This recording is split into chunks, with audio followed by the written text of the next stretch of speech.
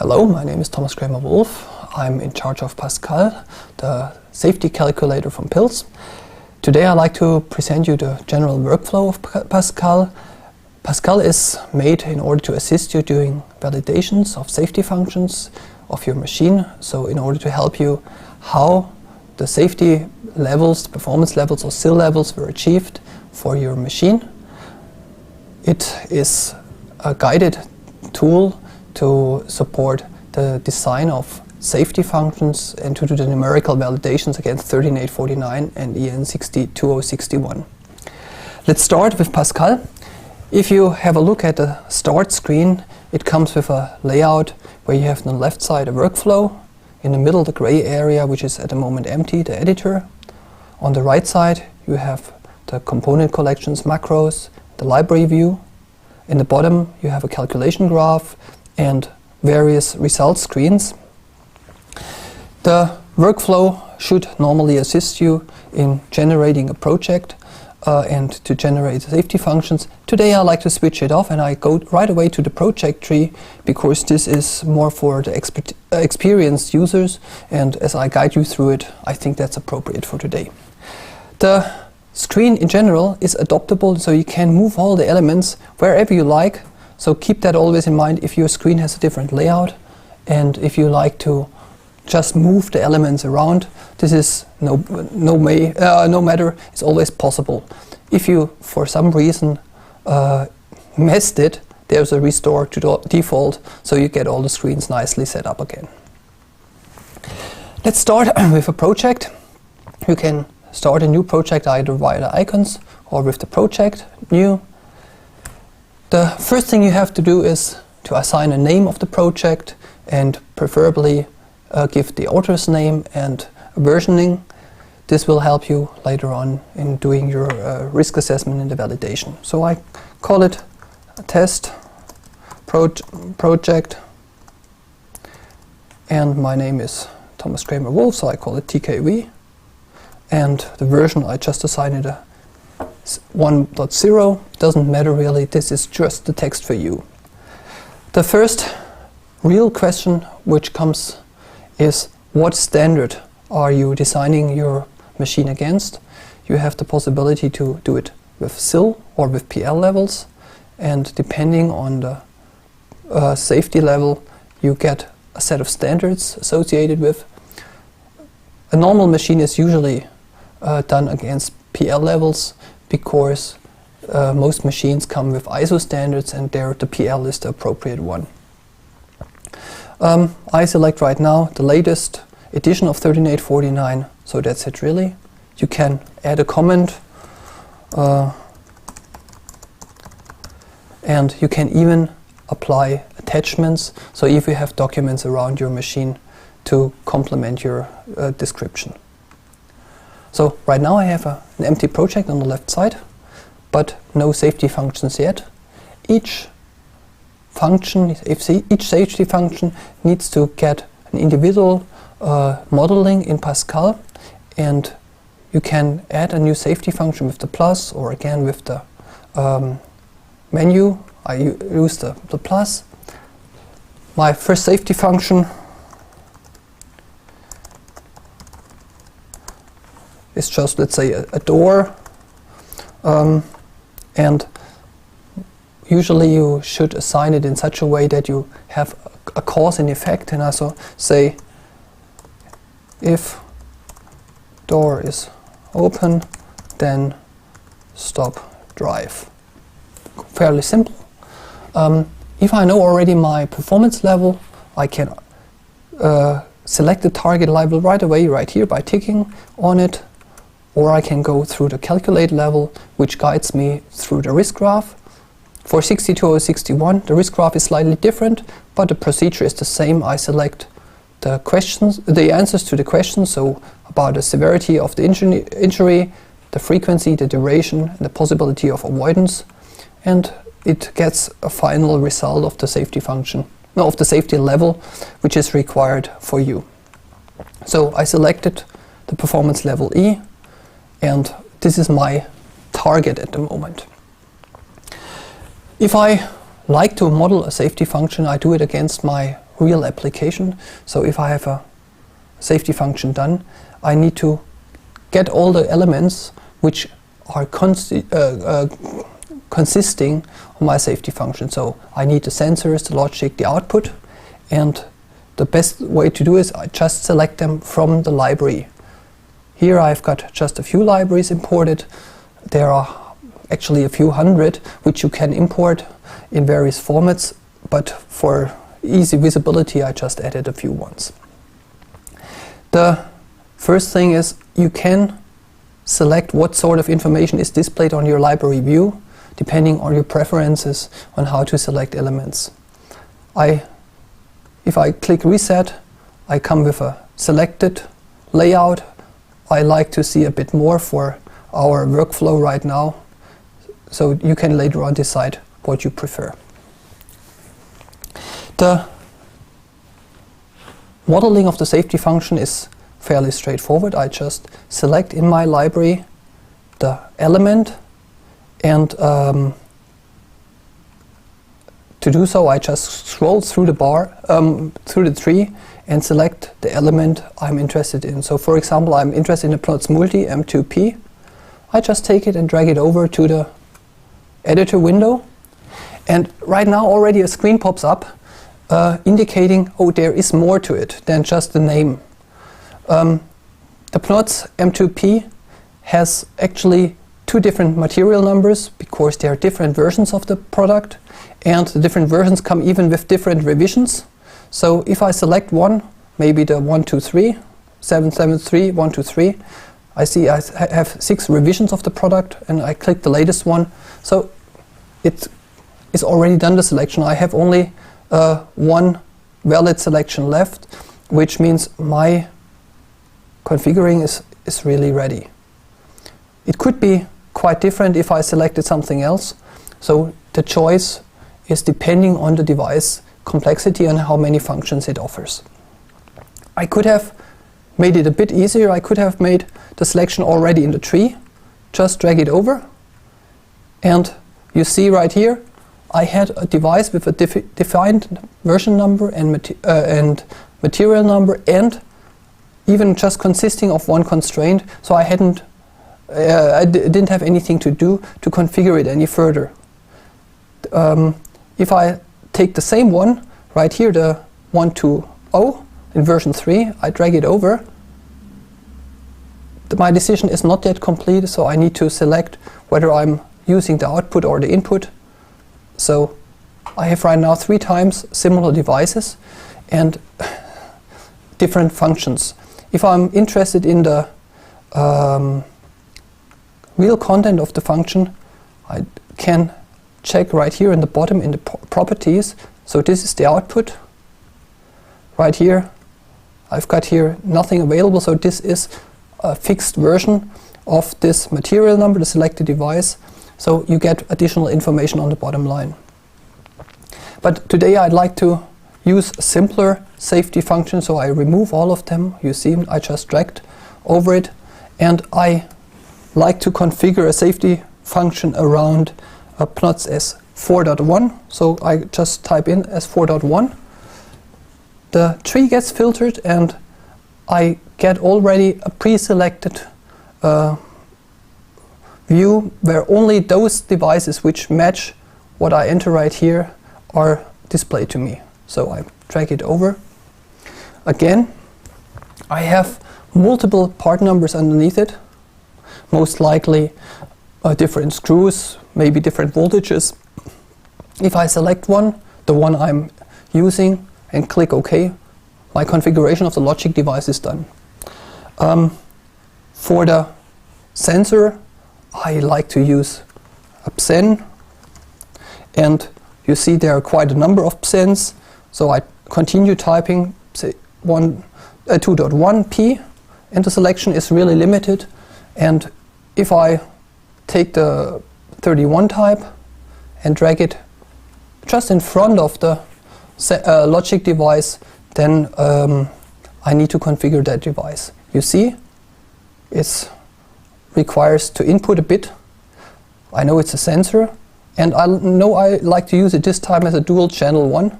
So the configuration is ready, everything is green, but I cannot click the OK yet because it tells me there is a warning I must enter the number of operations, and this is on the next tab, the Configure Device tab. In this tab I see the use case which I selected, the part number, and I can right now enter the number of operations per time unit or time between operations. So depending on which approach I select, I need to enter slightly different values. So I'm right now using the way operations per hour, so 10 operations per hour. So I could select another value as well, but I use it with the 10 per hour. The next two values are for cases where my machine is not constantly working. So if I have a typical machine designed for a normal workshop, there's most likely not a 365 days working year. It's more likely something like 220, 240 days per year operation. So I entered this limited number. This needs to be reflected later on in the manual, but I can do the calculation against that. And the same is true for the number of operations, the operational hours per day, per operation day. If my machine is intended for a one shift use, then I might like to enter right here something like 10 hours. If it's like a two shift use, 2 times 8 would be 16 plus some extra, maybe 18 hours. Let's start with the 10 hours for today. At the maximum I would need to enter 24 hours, that would be the worst case. So in this case I've did the number of operations. I don't need to do more, the rest is done by PAScal. But we are coming to one more set of data, the fault detection on the wiring and the diagnostic. The fault detection on the wiring is something, if you have a device in the field, the wiring becomes a systematic issue. And for the higher performance levels, you need to take care that there are no faults in the wiring which are systematic. And you can cover them either with fault exclusion. This would apply usually if you are doing it at protected wiring, so a tube, or if you are doing detection of short crosses across contacts. This is if you are using something like test pulses on the lines. Most of the safety controllers from Pilz can do so, and practically everywhere you can do the fault exclusion by piped wiring. So I just cross fault exclusion to be on the sample side. The diagnostic coverage is a critical issue. If you have a dual channel device, you need to tell, okay, what sort of diagnostics is possible. You can enter the value right here manually. If you are uncertain about what to enter here, the F1 key helps you and pops up a screen with help about how to configure the components. There you see information about the configurations, and besides what we just discussed, a bit down the line you find diagnostic coverage, and there is a screen estimating diagnostic coverage. By clicking that, you find the complete list from 13849 where you see the diagnostic coverage measure on one side and the DC value which you can achieve on the other side. And as I know, for a typical sensor, if I do a cross-check across the two channels, I can achieve 99% per the standard. I'm entering just those 99% right here. So you find already we've got two devices, the input and the logic, and those are visible in the calculator graph. The sensor, there's the input right here, and the logic, I just make it a bit larger, down here. What we need is some sort of output device. We said we want to make a door protection. So if you are doing it the traditional way, just using standard relays, we made up some sample macros where we have typical output and relay configurations. And right here I just have the scenario 2 relays with nominal load. I just drag it over, and what it does, it comes along with 2 relays in a dual channel setup. This covers quite a bit of configuration. By double clicking you see, okay, it's once per hour, so I might need to change it to 10 times per hour, and I need to do it actually on both, but it may not be necessary if one of the relays is not really switching all the time. I do it anyhow. It's up to you. So we have right now the complete safety function, and in some cases you need to actually switch off two independent risks. Maybe you have two different drives with two different relay contactors. What you can do is you just add a second set of relays to the safety function, or I just remove it again. I copy the same within the same subsystem. So I use copy and paste. I could do so with the keyboard as well, but then you wouldn't see it. Copy and paste. And if you look carefully at the calculation, you realize that the result is quite different, because both approaches are equally valid, but this one yields in a better value in the terms of probability of failure on demand. So this is the better result, while the other one is the easier to configure. It depends on you what reflects your real configuration better. It would be even possible to change that to a single output. So if I click on that and click on number of channels, single channel, you see, then I've got a single channel layout, while the other one was a dual channel layout. I could switch it back, or could undo it just by the undo button. So this could be my first safety function.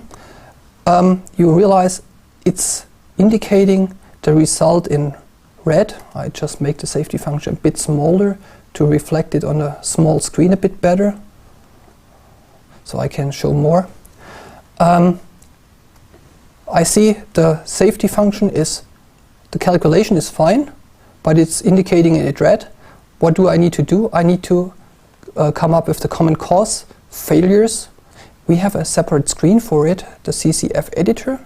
The Ccf Editor comes with those questions. You can comment them, but if you scroll down, you have to click the individual answers to your questions about separation, segregation, diversity, about design and analysis, about your competence, and about environmental issues.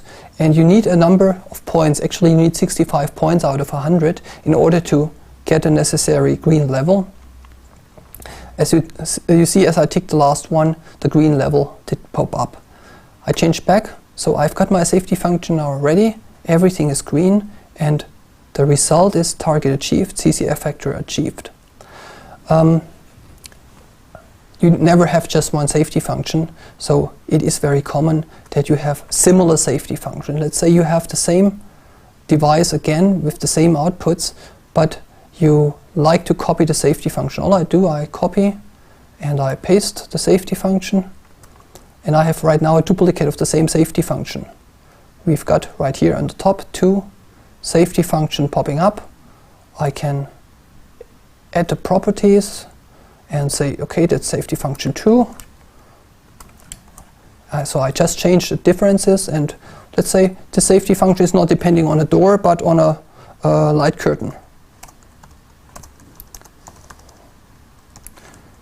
So I've got my light curtain, the safety level, the performance level is the same.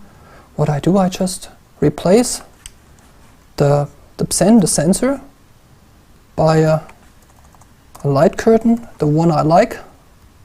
And which one is the one I like? Let's take, for example, that one. Take it, and here's my light curtain. So I've got my second safety function already done, because I use the same electronics, I use the same actor on the output, and I didn't need to configure those again. So practically I'm ready. I could do so for each safety function I go over and over. You will find most likely something like 20, 100 safety functions, depending on the complexity of your system. Once you're done, naturally first save it and then generate a report. The report generation is done depending on the version you have.